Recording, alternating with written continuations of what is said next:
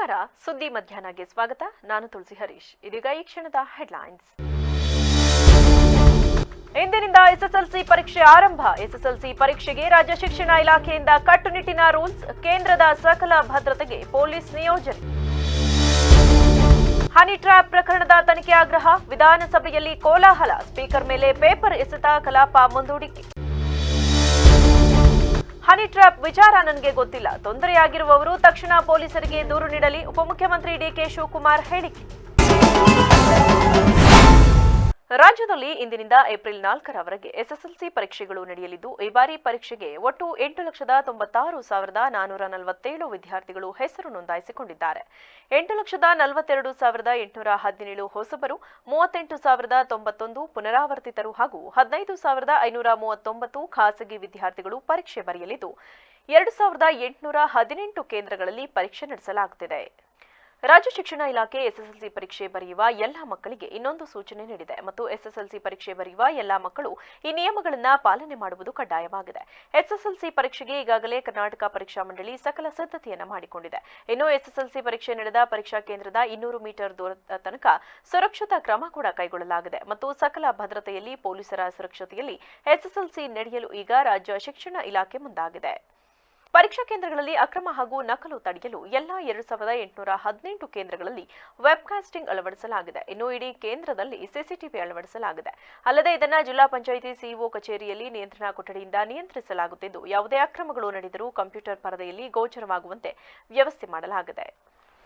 Honey trap ಪ್ರಕರಣದ ತನಿಖೆಯನ್ನ ಹಾಲಿ high court ನ್ಯಾಯಾಧೀಶರಿಂದ ತನಿಖೆ ನಡೆಸಬೇಕೆಂದು ಆಗ್ರಹಿಸಿ ವಿಪಕ್ಷಗಳ ಸದಸ್ಯರು ಶುಕ್ರವಾರ ವಿಧಾನಸಭೆಯ ಬಾವಿಗೆ ಇಳಿದು ಪ್ರತಿಭಟನೆ ನಡೆಸಿದರು. ಈ ವೇಳೆ ಸ್ಪೀಕರ್ ಖಾದರ್ ಮೇಲೆ ಪೇಪರ್ ಎಸೆದು ಸಿಟ್ಟು ಹೊರಹಾಕಿದರು. ಇಂದು ವಿಧಾನಸಭೆಯ ಅಧಿವೇಶನದ ಕಡೆಯ ದಿನ. ಹೀಗಾಗಿ ಬೆಳಗ್ಗೆ ವಿಧಾನಸಭೆ ಆರಂಭಗೊಳ್ಳುತ್ತಿದ್ದಂತೆ ಅಶೋಕ್ ಮತ್ತು ಸುನೀಲ್ ಕುಮಾರ್ ಸರ್ಕಾರವನ್ನ ತರಾಟೆಗೆ ತೆಗೆದುಕೊಂಡರು. ಸರ್ಕಾರದ ಸಚಿವರೇ ತನ್ನ ಮೇಲೆ ಹನಿ ಟ್ರ್ಯಾಪ್ ನಡೆದಿದೆ ಎಂದು ಆರೋಪಿಸಿದ್ದಾರೆ. ಆದರೆ ಸರ್ಕಾರ ಇನ್ನೂ ಯಾವುದೇ ತೀರ್ಮಾನ ಕೈಗೊಂಡಿಲ್ಲ ಎಂದು ಆಕ್ರೋಶ ಹೊರಹಾಕಿದರು. ಜಡ್ಜ್ಗಳ ಮೇಲೆ ಹನಿ ಟ್ರ್ಯಾಪ್ ನಡೆದಿದೆ ಎಂದು ರಾಜಣ್ಣ ಹೇಳಿದ್ದಾರೆ. ಹೀಗಾಗಿ ಸರ್ಕಾರ ಹೈಕೋರ್ಟ್ ನ್ಯಾಯಾಧೀಶರ ನೇತೃತ್ವದಲ್ಲಿ ತನಿಖೆ ನಡೆಸಬೇಕು ಎಂದು ಆಗ್ರಹಿಸಿದರು. ವಿಪಕ್ಷಗಳ ಆಗ್ರಹಕ್ಕೆ ಸಿದ್ದರಾಮಯ್ಯ ಮತ್ತು ಪರಮೇಶ್ವರ್ ಅವರು ಈ ಪ್ರಕರಣವನ್ನು ಗಂಭೀರವಾಗಿ ಸ್ವೀಕರಿಸಿ ಉನ್ನತ ಮಟ್ಟದ ತನಿಖೆ ನಡೆಸುತ್ತೇವೆ ಎಂದು ತಿಳಿಸಿದರು. ನಂತರ ಸಿದ್ದರಾಮಯ್ಯನವರು ಬಜೆಟ್ ಭಾಷಣಕ್ಕೆ ಉತ್ತರ ನೀಡಲು ಆರಂಭಿಸಿದರು. ಈ ವೇಳೆ ವಿಪಕ್ಷ ಸದಸ್ಯರು ಬಾವಿಗಿಳಿದು ಪ್ರತಿಭಟನೆ ನಡೆಸಿದರು. ವಿಪಕ್ಷಗಳ ಪ್ರತಿಭಟನೆಗೆ ಕ್ಯಾರೆ ಎನ್ನದ ಸಿಎಂ ತಮ್ಮ ಭಾಷಣವನ್ನು ಮುಂದುವರೆಸಿದರು. ಸಿಎಂ ಭಾಷಣದ ಬಳಿಕ ಸರ್ಕಾರ ಹಲವು ಮಸೂದೆಗಳಿಗೆ ಅಂಗೀಕಾರವನ್ನು ಪಡೆದುಕೊಂಡಿತು. ಈ ಸಂದರ್ಭದಲ್ಲಿ ಬಿಜೆಪಿ ಸದಸ್ಯರು ಗುತ್ತಿಗೆಯಲ್ಲಿ ಮುಸ್ಲಿಮರಿಗೆ ಮೀಸಲಾತಿ ನೀಡುವ ಮಸೂದೆಗಳ ಪ್ರತಿಯನ್ನ ಸ್ಪೀಕರ್ ಮೇಲೆ ಎಸೆದು ಸಿಟ್ಟು ಪ್ರದರ್ಶಿಸಿದರು.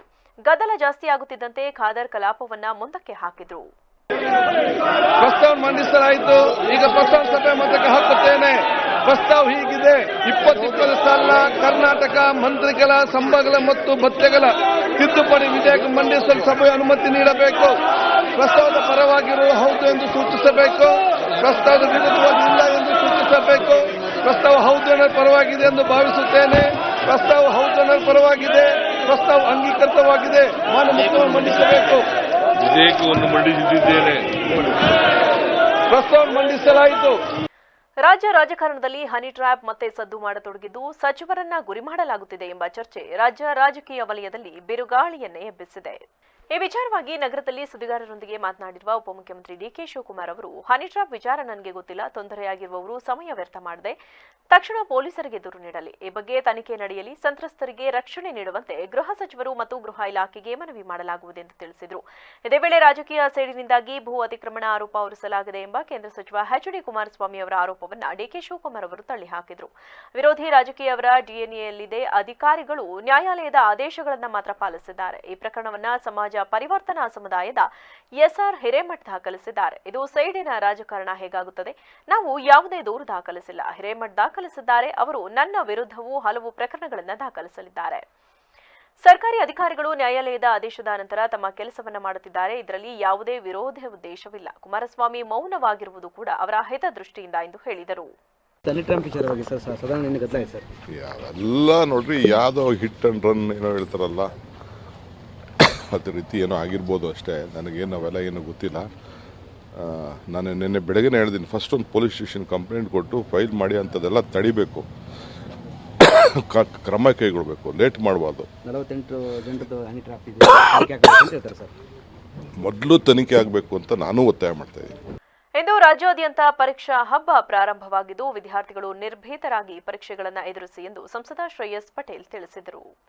ನಗರದಲ್ಲಿಂದು ಎಸ್ಎಸ್ಎಲ್ಸಿ ವಿದ್ಯಾರ್ಥಿಗಳಿಗೆ ಹೂ ನೀಡುವ ಮೂಲಕ ಪರೀಕ್ಷೆಗೆ ಶುಭ ಕೋರಿ ನಂತರ ಮಾತನಾಡಿದ ಅವರು, ಜಿಲ್ಲೆಯಲ್ಲಿ ಸುಮಾರು 77 ಪರೀಕ್ಷಾ ಕೇಂದ್ರಗಳಿದ್ದು ಸುಮಾರು 22,344 ವಿದ್ಯಾರ್ಥಿಗಳು ಈ ಬಾರಿ ಎಸ್ಎಸ್ಎಲ್ಸಿ ಪರೀಕ್ಷೆಯಲ್ಲಿ ಭಾಗಿಯಾಗುತ್ತಿದ್ದಾರೆ. ಇನ್ನು ಪರೀಕ್ಷೆ ಹಿನ್ನೆಲೆ ಜಿಲ್ಲೆಯ ಎಲ್ಲಾ ಕೇಂದ್ರಗಳಲ್ಲಿ ಅಚ್ಚುಕಟ್ಟಾದ ಸಿದ್ಧತೆಗಳನ್ನು ಮಾಡಿಕೊಳ್ಳಲಾಗಿದೆ ಎಂದು ಮಾಹಿತಿ ನೀಡಿದ ಅವರು, ಈ ಬಾರಿ ಎಸ್ಎಸ್ಎಲ್ಸಿ ಪರೀಕ್ಷೆಯಲ್ಲಿ ಜಿಲ್ಲೆ ರಾಜ್ಯಕ್ಕೆ ಪ್ರಥಮ ಸ್ಥಾನವನ್ನು ಪಡೆಯುತ್ತದೆ ಎಂಬ ವಿಶ್ವಾಸವನ್ನು ವ್ಯಕ್ತಪಡಿಸಿದರು. ಅಕ್ಷರ ಹಬ್ಬ ಅಂತಾನೆ ಹೇಳ್ಬೋದು. ರಾಜ್ಯಾದ್ಯಂತ ಪರೀಕ್ಷಾ ಹಬ್ಬ ರಾಜ್ಯಾದ್ಯಂತ SSLC ಪರೀಕ್ಷೆ ಶುರುವಾಗಿದ್ದು ನಮ್ಮ ಜಿಲ್ಲೆಯಲ್ಲೂ ಸಹ ಸುಮಾರು 77 ಕೇಂದ್ರಗಳಲ್ಲಿ ಪರೀಕ್ಷೆ ಶುರುವಾಗಿದೆ. ಮೊದಲನೇದಾಗಿ ಇವತ್ತು ಪ್ರಥಮ ಭಾಷೆ ಜೊತೆಗೆ ಸುಮಾರು 20,344 ಮಕ್ಕಳು ಪರೀಕ್ಷೆಯನ್ನು ಬರೀತಾ ಇದ್ದಾರೆ.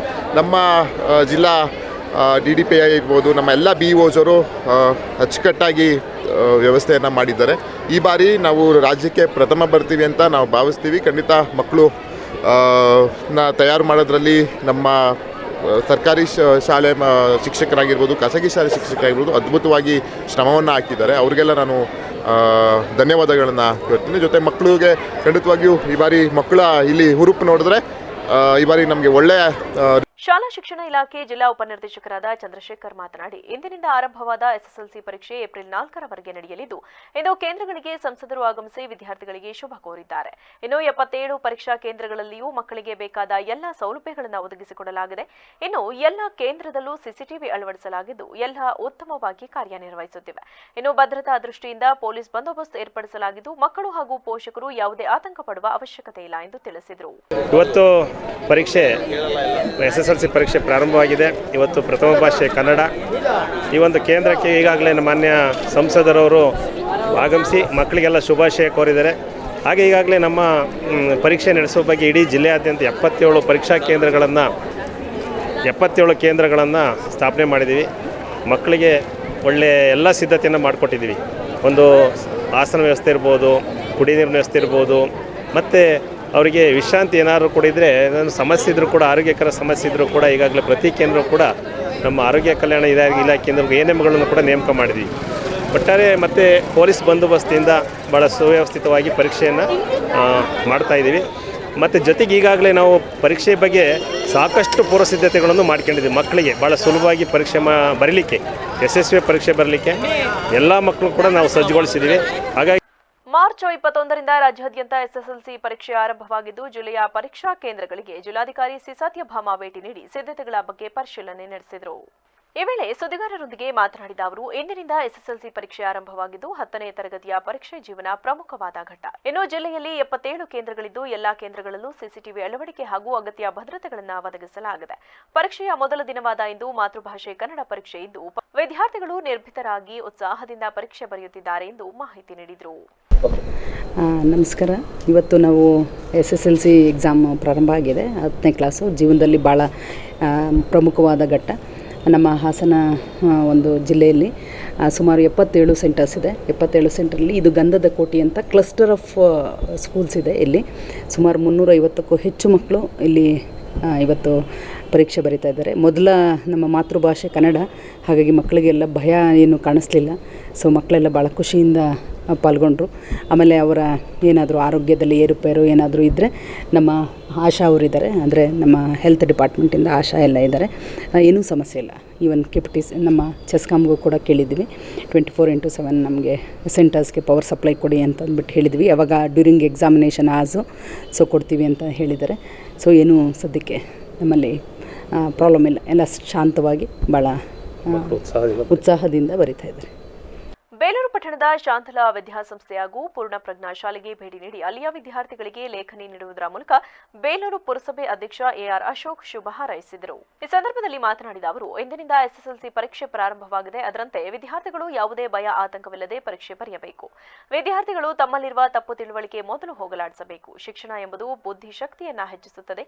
ಜಗತ್ತನ್ನ ಗೆಲ್ಲಲು ಅಗತ್ಯವಾದ ಕೌಶಲ್ಯ ಜ್ಞಾನದೊಂದಿಗೆ ನಮ್ಮನ್ನ ಸಜ್ಜುಗೊಳಿಸುತ್ತದೆ. ಯಶಸ್ಸನ್ನು ಸಾಧಿಸಲು ಮತ್ತು ಮುಂದೆ ಒಳ್ಳೆಯ ಹುದ್ದೆ ಪಡೆಯಲು ಶಿಕ್ಷಣ ಪ್ರಾಮುಖ್ಯತೆ ವಹಿಸಿದ್ದು ಅದರಲ್ಲೂ ವಿದ್ಯಾರ್ಥಿಗಳಿಗೆ ಎಸ್ಎಸ್ಎಲ್ಸಿ ಪರೀಕ್ಷೆ ಪ್ರಮುಖವಾಗಿದೆ. ಮಾರ್ಚ್ 21ರಿಂದ ನಡೆಯಲಿರುವ ಎಸ್ಎಸ್ಎಲ್ಸಿ ವಾರ್ಷಿಕ ಪರೀಕ್ಷಾ ಕೇಂದ್ರಕ್ಕೆ ವಿದ್ಯಾರ್ಥಿಗಳು ಭಯ ತೊರೆದು ಆಗಮಿಸಬೇಕು. ಯಾವುದೇ ರೀತಿ ಗೊಂದಲ ಮಾಡಿಕೊಳ್ಳಬಾರದು. ಹಾಗೆ ಪರೀಕ್ಷಾ ಕೇಂದ್ರದ ಬಳಿ ಅಕ್ರಮ ಚಟುವಟಿಕೆಗಳಿಗೆ ದಾರಿ ಮಾಡಿಕೊಡಬಾರದೆಂದು ತಿಳಿಸಿದರು. ಕನ್ನಡ ಸಬ್ಜೆಕ್ಟ್ ಹಾಗಾಗಿ ಇಡೀ ತಾಲೂಕಲ್ಲಿ ಎಲ್ಲ ಎಸ್ಎಲ್ಸಿ ವಿದ್ಯಾರ್ಥಿಗಳು ಎಕ್ಸಾಮನ್ನು ಬರೆಯೋದಕ್ಕೆ ಎಲ್ಲ ಸೆಂಟ್ರಲ್ಲೂ ಬಂದು ಅವರು ನಿಂತಿದ್ದಾರೆ. ಅವರಿಗೆ ಧೈರ್ಯವನ್ನು ಮತ್ತು ಎಕ್ಸಾಮನ್ನು ಬರೆಯೋದಕ್ಕೆ ಯಾವ ಥರ ಒಳ್ಳೆ ಅವರಿಗೆ ಧೈರ್ಯ ತುಂಬಿ ಕಳಿಸುವಂಥ ಕೆಲಸನ ನಾವು ಮಾಡ್ತಾ ಇದ್ದೇವೆ.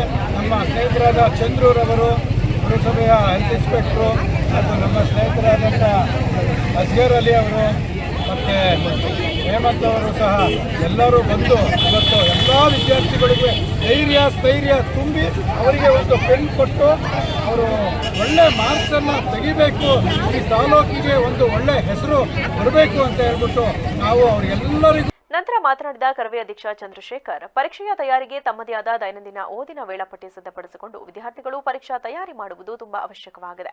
ಪರೀಕ್ಷಾ ತಯಾರಿಯ ಅವಧಿಯಲ್ಲಿ ವಿದ್ಯಾರ್ಥಿಗಳು ಬೆಳಗ್ಗೆ ಬೇಗ 4:30ರಿಂದ 5 ಗಂಟೆಯ ಒಳಗೆ ಎದ್ದೇಳುವ ಮೂಲಕ ಓದುವ ಅಭ್ಯಾಸವನ್ನು ರೂಢಿಸಿಕೊಂಡರೆ ತುಂಬಾ ಒಳ್ಳೆಯದು.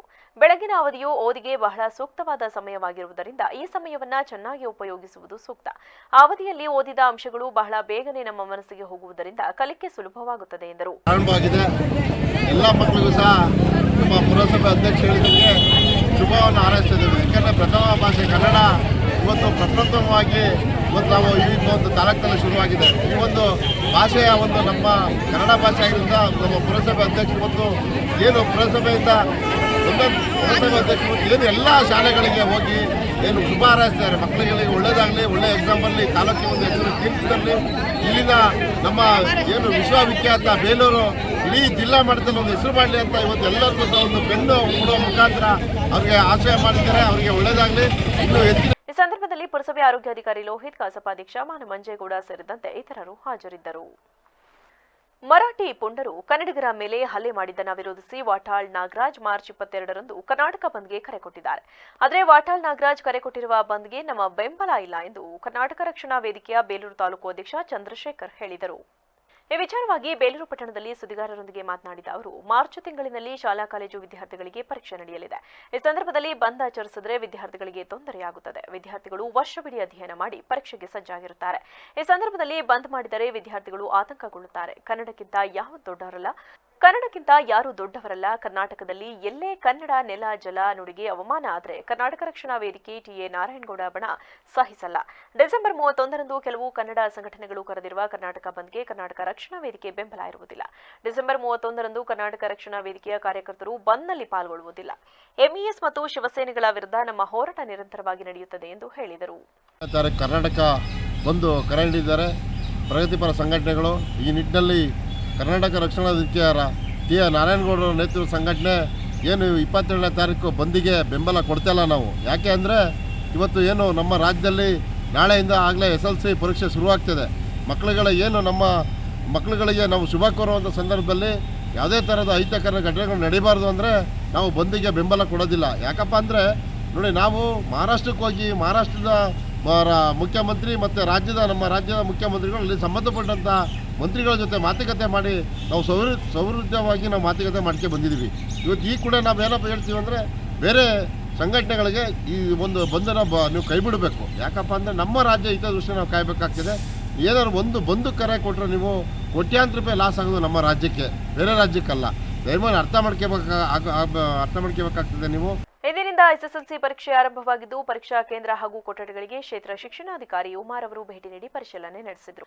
ಮಳವಳ್ಳಿ ಪಟ್ಟಣದ ಅನಿತಾ ಕಾನ್ವೆಂಟ್ ರೋಟರಿ ಶಾಲೆಯ ಕೊಠಡಿ ಹಾಗೂ ಸಿಸಿ ಕ್ಯಾಮೆರಾಗಳನ್ನು ಪರಿಶೀಲನೆ ನಡೆಸಿದರು. ಈ ವೇಳೆ ಪರೀಕ್ಷೆ ಬರೆಯಲು ಬಂದಿದ್ದ ವಿದ್ಯಾರ್ಥಿಗಳಿಗೆ ಶುಭ ಹಾರೈಸಿ ನಂತರ ಸುದ್ದಿಗಾರರೊಂದಿಗೆ ಮಾತನಾಡಿದ ಅವರು, ತಾಲೂಕಿನಲ್ಲಿ 10 ಪರೀಕ್ಷಾ ಕೇಂದ್ರಗಳಲ್ಲಿ ಇದೇ ಮೊದಲ ಬಾರಿಗೆ ಪರೀಕ್ಷೆ ಬರೆಯುವವರು 3127 ಮಂದಿ ವಿದ್ಯಾರ್ಥಿಗಳು ಹಾಗೂ ಮರುಪರೀಕ್ಷೆ ಬರೆಯುವವರು ಸೇರಿ ಒಟ್ಟು 3322 ಮಂದಿ ವಿದ್ಯಾರ್ಥಿಗಳು ಪರೀಕ್ಷೆ ಬರೆಯುತ್ತಿದ್ದಾರೆ. ಇನ್ನು ಎಲ್ಲ ಕೇಂದ್ರದಲ್ಲೂ ಸಿಸಿಟಿವಿ ಅಳವಡಿಸಿದ್ದು ಎಲ್ಲ ಉತ್ತಮವಾಗಿ ಕಾರ್ಯನಿರ್ವಹಿಸುತ್ತಿವೆ. ಈ ಬಾರಿ ವಿದ್ಯಾರ್ಥಿಗಳು ಉತ್ಸುಕರಾಗಿದ್ದು ಉತ್ತಮ ಫಲಿತಾಂಶ ಬರುವ ನಿರೀಕ್ಷೆ ಇದೆ. ಇದಲ್ಲದೆ ಪರೀಕ್ಷಾ ಕೇಂದ್ರದಲ್ಲಿ ಅಧಿಕಾರಿಗಳನ್ನ ನೇಮಕ ಮಾಡಲಾಗಿದ್ದು ಜೊತೆಗೆ ತಾಂತ್ರಿಕ ಸಿಬ್ಬಂದಿಗಳನ್ನ ನೇಮಕ ಮಾಡಲಾಗಿದೆ ಎಂದು ಮಾಹಿತಿ ನೀಡಿದರು. 2024-25ನೇ ಸಾಲಿನ SSLC ಪರೀಕ್ಷೆಗಳು ಇವತ್ತಿನಿಂದ ಪ್ರಾರಂಭ ಆಗ್ತಾ ಇದೆ. ಮಳವಳ್ಳಿ ತಾಲೂಕಿನಲ್ಲಿ ಒಟ್ಟು 10 ಪರೀಕ್ಷಾ ಕೇಂದ್ರಗಳಿದೆ. ಈ 10 ಪರೀಕ್ಷಾ ಕೇಂದ್ರಗಳಲ್ಲಿ ಫ್ರೆಷರ್ಸ್ 3127 ಮಕ್ಕಳಿದ್ದಾರೆ. ರಿಪೀಟರ್ಸು ಎಲ್ಲ ಸೇರಿದ್ರೆ 3322 ಮಕ್ಕಳು ಪರೀಕ್ಷೆ ಬರೀತಾ ಇದ್ದಾರೆ. ಎಲ್ಲ ಕೇಂದ್ರಗಳಲ್ಲೂ CCTV ವ್ಯವಸ್ಥೆಯನ್ನು ಮಾಡಿದೆ. ಇಲಾಖೆ ಏನು ಆದೇಶ ಕೊಟ್ಟಿದೆಯೋ ಅದರಂತೆ ಎಲ್ಲ CCTV ಕ್ಯಾಮ್ರಾಗಳು ತುಂಬ ಚೆನ್ನಾಗಿ ವರ್ಕ್ ಆಗ್ತಾ ಇದೆ. ಮತ್ತು ಮಕ್ಕಳು ಕೂಡ ಇಡೀ ವರ್ಷ ಸಾಕಷ್ಟು ಅಭ್ಯಾಸವನ್ನು ಮಾಡಿದ್ದಾರೆ. ಹಾಗಾಗಿ ಉತ್ತಮ ಫಲಿತಾಂಶದ ನಿರೀಕ್ಷೆಯಲ್ಲಿದ್ದೀವಿ. 10 ಪರೀಕ್ಷಾ ಕೇಂದ್ರಗಳಿಗೆ ಇವತ್ತು ಪ್ರಶ್ನೆ ಪತ್ರಿಕೆಗಳು ಈಗಾಗಲೇ ಸರಬರಾಜು ಮಾಡಾಗಿದೆ. ಪರೀಕ್ಷಾ ಕೇಂದ್ರಗಳಲ್ಲೆಲ್ಲ ಕಸ್ಟೋಡಿಯನ್ಗಳನ್ನು, ಸ್ಥಾನಿಕ ಜಾಗೃತ ದಳದವರನ್ನು, ಮೊಬೈಲ್ ಕಾನ್ಫಿಸ್ಕೇಟಿಂಗ್ ಆಫೀಸರ್ಗಳನ್ನು ಮತ್ತು ಟೆಕ್ನಿಷಿಯನ್ಗಳು ಮೇಯ್ನಾಗಿ ವೆಬ್ಕಾಸ್ಟಿಂಗ್ ಮಾಡುವಂಥ ಸಂದರ್ಭದಲ್ಲಿ ಯಾವುದೇ ಪ್ರಾಬ್ಲಮ್ ಆಗಬಾರ್ದು ಅಂತಕ್ಕಂಥ ದೃಷ್ಟಿಯಿಂದ ಪ್ರತಿ ಕೇಂದ್ರದಲ್ಲಿ ನಮ್ಮ ಮಂಡಳಿಯವರು ಒಬ್ಬರು ಟೆಕ್ನಿಷಿಯನನ್ನು ನಿಯೋಜನೆ ಮಾಡೋದಕ್ಕೆ ಆದೇಶ ಕೊಟ್ಟಿರ್ತಾರೆ. ಅದರಂತೆ ಒಬ್ಬರು ಟೆಕ್ನಿಕಲ್ ಪರ್ಸನ್ ಅಲ್ಲಿದ್ದು ಯಾವುದೇ ಕ್ಯಾಮ್ರಾಗಳು ಏನಾದರೂ ತೊಂದರೆ ಕೊಟ್ಟರೆ ಅಂಥ ಸಂದರ್ಭದಲ್ಲಿ ಅಲ್ಲೇ ಅದನ್ನು ಸರಿ ಮಾಡಿ ಉತ್ತಮವಾದಂತಹ ರೀತಿಯಲ್ಲಿ ವೆಬ್ಕಾಸ್ಟಿಂಗ್ ಆಗೋ ರೀತಿಯಲ್ಲಿ ಮತ್ತು ಪರೀಕ್ಷೆಯು ಪಾವಿತ್ರತೆಯಿಂದ ಪರೀಕ್ಷಾ ಪಾವಿತ್ರತೆಯನ್ನು ಕಾಪಾಡಿಕೊಳ್ಳೋ ರೀತಿಯಲ್ಲಿ ಉತ್ತಮವಾದಂಥ ಪರೀಕ್ಷೆ ನಡೆಸಬೇಕು ಅಂತಕ್ಕಂಥ ನಿಟ್ಟಿನಲ್ಲಿ ಎಲ್ಲ ವ್ಯವಸ್ಥೆಗಳನ್ನು ನಮ್ಮ ತಾಲೂಕು ಶಿಕ್ಷಣ. ಈ ವೇಳೆ ಕ್ಷೇತ್ರ ಸಮನ್ವಯ ಅಧಿಕಾರಿ ಶ್ರೀನಿವಾಸ್, ನೋಡಲ್ ಅಧಿಕಾರಿ ದಯಾನಂದ ಸೇರಿದಂತೆ ಹಲವರಿದ್ದರು. ನಗರಸಭೆಯ 1ನೇ ವಾರ್ಡ್ ಸೋಮವಾರಪೇಟೆ, ಹರಿಜನ ಬೀದಿ ಸೇರಿದಂತೆ ಅನೇಕ ಬೀದಿಗಳಲ್ಲಿ ಯುಜಿಡಿ ಅವಾಂತರ ಸೃಷ್ಟಿಯಾಗಿದ್ದು, ಮನೆಗಳ ಶೌಚಾಲಯ ತುಂಬಿ ತುಳುಕುತ್ತಿರುವುದರಿಂದ ಜನರ ಪರದಾಟ ಹೇಳುವವರು ಕೇಳುವವರು ಯಾರೂ ಇಲ್ಲ ಎಂದು ಮಾಜಿ ನಗರಸಭೆ ಸದಸ್ಯ ಎಸ್ ಮಹದೇವು ಗುಡುಗಿದರು. ಚಾಮರಾಜನಗರದಲ್ಲಿಂದು ಈ ವಿಚಾರವಾಗಿ ಸುದ್ದಿಗಾರರೊಂದಿಗೆ ಮಾತನಾಡಿದ ಅವರು, ತಮ್ಮ ವಾರ್ಡ್ನಲ್ಲಿರುವ ಸಮಸ್ಯೆಗಳನ್ನು ಎಳೆ ಎಳೆಯಾಗಿ ವಿವರಿಸಿ ನಗರಸಭೆ ಆಡಳಿತ ಸಂಪೂರ್ಣವಾಗಿ ನಿಷ್ಕ್ರಿಯವಾಗಿ ಹೋಗಿದೆ ಎಂದು ಆಕ್ರೋಶ ಹೊರಹಾಕಿದರು. ಮನೆಯ ಶೌಚಾಲಯದ ಮಲಮೂತ್ರವು ಯುಜಿಡಿಯಲ್ಲಿ ಹರಿಯಬೇಕಿತ್ತು, ಆದರೆ ರಸ್ತೆಯಲ್ಲಿ ಹರಿಯುತ್ತಿದೆ. ಇನ್ನು ವೈಜ್ಞಾನಿಕ ರೀತಿಯಲ್ಲಿ ನಿರ್ಮಾಣ ಮಾಡದಿರುವ ಒಳಚರಂಡಿಯ ಕಾಮಗಾರಿಗಳು ಕಳಪೆಯಿಂದ ಕೂಡಿದ್ದು, ನಗರಸಭೆ ಅಧಿಕಾರಿಗಳ ನಿರ್ಲಕ್ಷ್ಯದಿಂದ ಜನರು ಈ ತೊಂದರೆ ಅನುಭವಿಸಬೇಕಾಗುತ್ತಿದೆ. ಆದುದರಿಂದ ಜಿಲ್ಲಾಧಿಕಾರಿಗಳು ಇತ್ತ ಗಮನ ಹರಿಸಿ ಸಮಸ್ಯೆ ಬಗೆಹರಿಸಿಕೊಡಬೇಕೆಂದು ಮನವಿ ಮಾಡಿದರು. ಬೀದಿಲೆಲ್ಲ ಹರಿತಾ ಇದೆ, ಯುಜಿಡಿಗಳೆಲ್ಲ ತುಂಬ್ಕೊಂಡು. ಮತ್ತು ಜಿಲ್ಲಾಧಿಕಾರಿಗಳಿಗೆ ಅಷ್ಟು ಬಗೆಗೆ ನಾನು ಪೇಪರ್ಲಿ ಮತ್ತು TVಲೆಲ್ಲ ಮಾತಾಡಿದ್ರು ಕೂಡ ಅವರು ಸಹ ಬಂದು ಇದನ್ನು ಪರಿಶೀಲನೆ ಮಾಡೋಕ್ಕಾಗಿಲ್ಲ.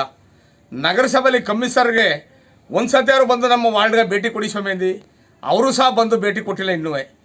ಮತ್ತು ಆರೋಗ್ಯ ಇಲಾಖೆಯವರು ಏನಾಗಿದೆ ಇದ್ರ ಪರಿಸ್ಥಿತಿ ಬಂದು ಏನಾದ್ರು ಒಂದು ಪರಿಶೀಲನೆ ಮಾಡಿ, ಈ ವಾರ್ಡ್ನಲ್ಲಿ ಸಮಸ್ಯೆ ಇದೆ, ಈ ಥರ ಆಗಿದೆ, ಏನಾಗ್ಬೋದು ಅಂತ ಒಂದು ಬಾರಿನೂ ಕೂಡ ಅವರು ಆರೋಗ್ಯ ಇಲಾಖೆಯಲ್ಲಿ ಯಾರೋ ಪುಷ್ಪಣ್ಣವರು ನಮ್ಮ ವಾರ್ಡ್ನ ವಹಿಸ್ಕೊಂಡಿರ್ತಕ್ಕಂಥವ್ರು ಒಂದು ಸತಿಯಾರು ಬಂದು ಅವ್ರು ಭೇಟಿ ಕೊಟ್ಟಿಲ್ಲ. ಇಲ್ಲಿ ಇವತ್ತು ಎಲ್ಲರಿಗೂ ಕಾಯಿಲೆ ಕಷಾಯಗಳು ಬಂದು ರೋಗ ರುಜಿನಗಳು ಬಂದು ಎಲ್ಲ ಆಸ್ಪತ್ರೆಗಳು ಸೇರ್ಕೊತಾ ಇದ್ದಾರೆ. ದಯವಿಟ್ಟು ಇವತ್ತು ಈ ಉಸ್ತುವಾರಿ ಸಚಿವರು ಕೂಡ ಈ ಸೋಮವಾರಪೇಟೆ ವಾರ್ಡ್ ನಂಬರ್ಗೆ MLA ಆಗಲಿ ಉಸ್ತುವಾರಿಯವರಾಗಲಿ ಯಾರು ಬಂದು ಈ ಸಮಸ್ಯೆನ ಯಾರು ಬಗೆಹರಿಸೋಕ್ಕೆ ಇವ್ರ ಕೈಲಿ ಆಯ್ತಾ ಇಲ್ಲ. ದಯವಿಟ್ಟು ಇದನ್ನು ಈ ಜಿಲ್ಲಾಡಳಿತ ಬಂದು ಇದನ್ನು ಪರಿಶೀಲನೆ ಮಾಡಿ, ಮಾನ್ಯ ಜಿಲ್ಲಾಡಳಿತ DC ಮೇಡಮ್ನವರು ನಾನು ಕೂಡ 2-3 ಬಾರಿ ಕಡೆ ಬೇಡಿದ್ದೀನಿ ಅವ್ರನ್ನ ಬಂದು ನೋಡಿ ಅಂತ. ಒಂದು ಸತಿಯಾರು ಬಂದು ನಮ್ಮ ವಾರ್ಡ್ಗವರು ಭೇಟಿ ಕೊಟ್ಟಿಲ್ಲ. ಆದರೆ ಇಂಥ ಸಮಸ್ಯೆ ಇಂಥ ಯುಜಿಡಿನ ಮಾಡಿದ್ನಲ್ಲವ, ಆ ಯುಜಿಡಿ ಮಾಡಿರವ ಮನುಷ್ಯನಲ್ಲವ, ನಿಜವಾಗ್ಲೂ ಮಾನವತೆ ಇಲ್ಲ ಅವ್ರಗಳಿಗೆ. ಯುಜಿಡಿ ಮಾಡಿದ್ಮೇಲೆ ಮುಂದೆ. ಕೊನೆಯಲ್ಲಿ ಮತ್ತೊಮ್ಮೆ ಹೆಡ್ಲೈನ್ಸ್. ಇಂದಿನಿಂದ SSLC ಪರೀಕ್ಷೆ ಆರಂಭ. SSLC ಪರೀಕ್ಷೆಗೆ ರಾಜ್ಯ ಶಿಕ್ಷಣ ಇಲಾಖೆಯಿಂದ ಕಟ್ಟುನಿಟ್ಟಿನ ರೂಲ್ಸ್. ಕೇಂದ್ರದ ಸಕಲ ಭದ್ರತೆಗೆ ಪೊಲೀಸ್ ನಿಯೋಜನೆ.